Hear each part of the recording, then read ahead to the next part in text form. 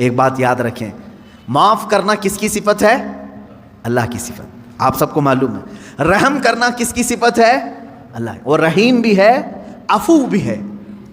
یہ دو عادتیں اگر بندہ اپناتا ہے، بندے کے اندر اگر رحم آیا کسی کے دل کے، کسی کے لیے، اور کسی کو دیکھ کر کے بھی اس نے معاف کر دیا، اس پر ایک روایت ہے، اللہ رب العزت فرماتا ہے اس بندے کو عذاب دینے میں مجھے حیا آتی ہے کہ رحم میری صفت ہے، عفو میری صفت ہے، میرا بندہ ہو کر یہ رحم کر رہا ہے اور عفو کر رہا ہے، تو اللہ رب العزت اسے عذاب سے بری کرتا ہے جو معاف کرنے کی اپنے اندر چھمتا رکھتا ہے یا طاقت رکھتا ہے۔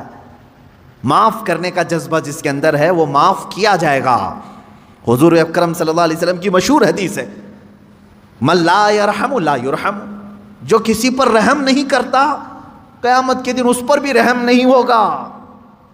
یہ سمجھ کر کے چلو، تم پر بھی رحم نہیں کیا جائے گا۔ ہاں، رحم کرنا اور معاف کرنا اگر کسی کی عادت ہے، امید رکھیے کہ اللہ بھی اس پر رحم کرے گا اور اسے معاف بھی کرے گا۔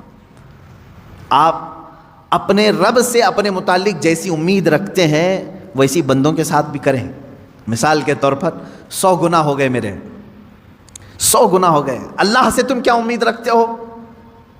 اللہ رب العزت سے تمہاری امید یہی ہے کہ میرا مولا مجھے معاف کرے گا، ہے کہ نہیں؟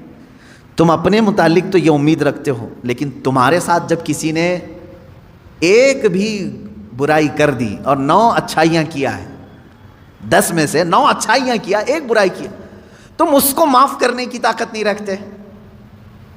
یہ نہیں سوچتے کہ اس کے پاس 9 اچھائیاں تھیں میرے ساتھ، ایک برائی ہو گئی ہے، معاف کر دو اس کو۔